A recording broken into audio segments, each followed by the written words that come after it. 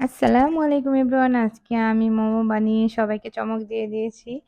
আজকে আমি মোমোটা এত ভালোভাবে বানিয়ে নিয়েছি যে সবাই খাইয়া এত পরিমাণ আমাকে প্রশংসায় পঞ্চমুখ করে দিয়েছে একেবারে। তো আমি এখানে নিয়েছি প্রথমে একটি মুরগির বনলেস। তো পুরো অংশটুকুই নিয়ে নিয়েছি। তো তারপর আমি এখানে নিয়েছি ৪ থেকে ৫টা মরিচ, তারপর হচ্ছে নিয়েছি একটা রসুনের পুরোটা অংশ, তারপর নিয়েছি এখানে ৪ থেকে ৫টা পেঁয়াজ, তারপর ২ চামচ টেবিল আদা বাটা, তারপর আমি এখানে সবটুকু পিস কেটে কুচি কুচি করে নিয়েছি।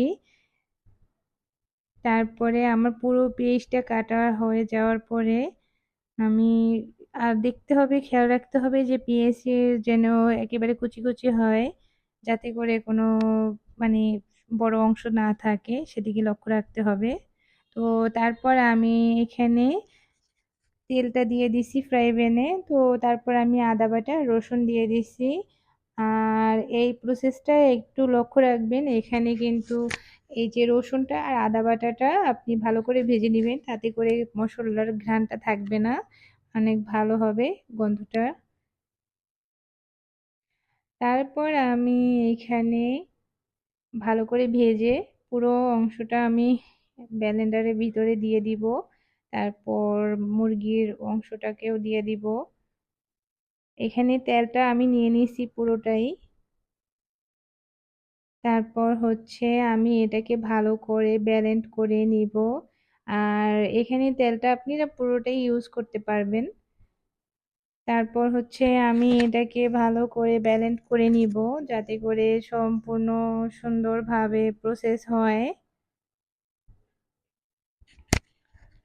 বাই দ্য ওয়ে, আমার মতো মোমো লাভার কে কে আছেন জানাবেন কমেন্টে এসে কিন্তু। আর এত সুন্দর করে মানে ব্লেন্ড করে এবার আমি কিমাটাকে নামিয়ে রাখবো। তো নামিয়ে রাখার পরে আমি এখানে পেঁয়াজ কুচিটা দিয়ে দেব, তারপরে আমি মরিচ কুচিটাকেও দিয়ে দিব। এরপরে আমি সব মেটেরিয়ালস গুলা একে একে করে দিয়ে দিব।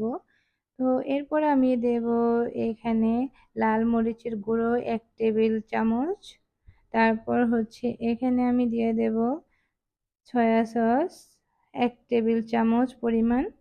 তারপরে আমি এখানে এড করব টমেটো সস আমি এখানে ২ চামচ টেবিল দিয়ে দিয়েছি। তারপর আমি এখানে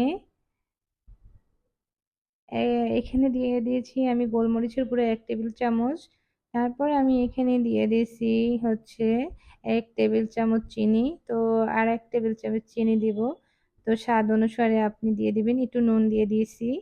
তো তারপর আমি এখানে একটু লেবু দিয়ে দিলাম,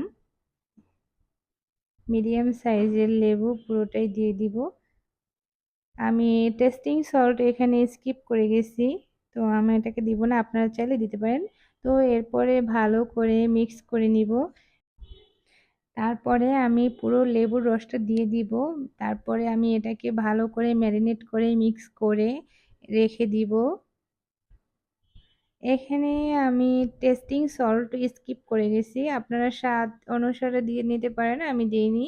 তো মিক্স করে আমি এটাকে ঢাকনা দিয়ে ঢেকে ম্যারিনেশনের জন্য ২ ঘন্টার জন্য রেখে দিয়েছি। তো বাকি সময় আমি এখানে ডোটা তৈরি করব। তো ডোটা তৈরি করার জন্য আমি এখানে ২ কাপ পরিমাণ ময়দা গুঁড়ি নিয়ে নিয়েছি। তো এখানে ২ টেবিল চামচ চিনি নিয়েছি, একটু নুন নিয়েছি, অয়েল দিছি, তারপর একটু সামান্য পরিমাণ পানি দিয়ে মিক্স করতে হবে। তো আপনারা আপনাদের পরিমাণ মতো পানি অ্যাড করতে থাকবেন, তারপর ডোটাকে তৈরি করতে থাকবেন। ডোটা ঠিক তৈরি করা হয়ে গেলে সামান্য পরিমাণ সয়াবিন তেল এখানে দিয়ে রাখতে হবে উপরে। তো আমি ডোটা তৈরি করতে আসি এখানে। তো সামান্য পরিমাণে পানি দিচ্ছি আর ডো তৈরি করতেছি, যাতে করে আমার পরিমাণটা বেশি না হয়, এজন্যই। তো আপনারাও আপনাদের পরিমাণ অনুযায়ী আপনারা নিয়ে নেবেন। তারপর আমি ডোটাকে এখানে তেল দিয়ে উপরে তারপর ঢেকে রাখবো ১ থেকে ১.৫ ঘন্টার মতো। ডোটাকে আমি ঢেকে রাখবো এরকম ভাবে। এই যে আমি এখন তেল দিয়ে দিচ্ছি।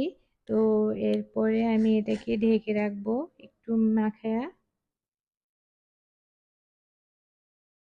এটাকে ভালো করে যতক্ষণ রাখবেন ততক্ষণই আসলে যেকোনো জিনিসেরই একটা মজা আছে। তো সেটা আপনি যতক্ষণ মেরিনেট করে রাখবেন ততক্ষণই ওইটার ভিতরে যে মাল মেটেরিয়ালস গুলো থাকবে ওটা ভালো মতো ওটার সাথে এড হবে আর স্বাদটা আপনার দ্বিগুণ করবে।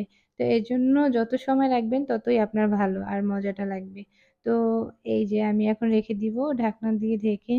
তারপর আমার হয়ে গেছে অলরেডি। তো এটাকে আমি এখন ঘন্টা হয়ে গেছে। এবার আমি ডোটাকে নামিয়ে হাত দিয়ে মথে নিয়েছি অলরেডি। তারপর ছোট ছোট পিস করে নিয়েছি। তো ওইটাকে আমি বেলে তারপর আমি বানিয়ে নেব। দইয়ের পিসগুলো বেলা হয়ে গেলে আমি আমার মেইন প্রসেসে চলে গেছি অলরেডি। তো আমি এটার ভিতরে কিমাটা দিয়ে তারপর কিন্তু আমি পুরোটাই কিন্তু সেম প্রসেসে একের পর এক বানিয়ে নিয়েছি। তো আপনাদের সাথেও একটা আমি শেয়ার করতেছি। এটাকে কিন্তু সুন্দর করে পুর দিয়ে কুচি দিব, ঠিক যেমন সাজেকুচির মতো।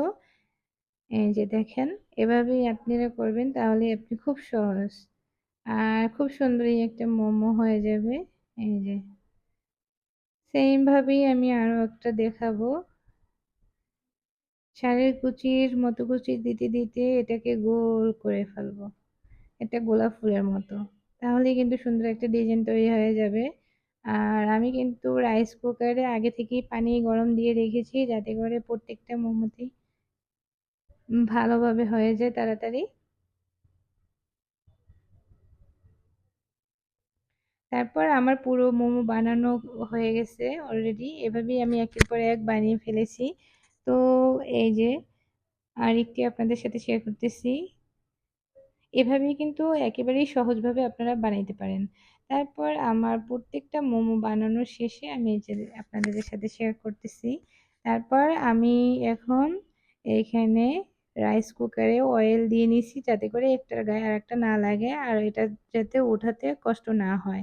আর গাইস এটা জাস্ট অসাধারণ ছিল। এক কথায় আপনারাও বাসায় ট্রাই করেন। আর বাহিরে খাওয়ার থেকে আমি মনে করি বাসার খাবারটা অনেক ভালো মানের আর অনেক ভালোই হয়।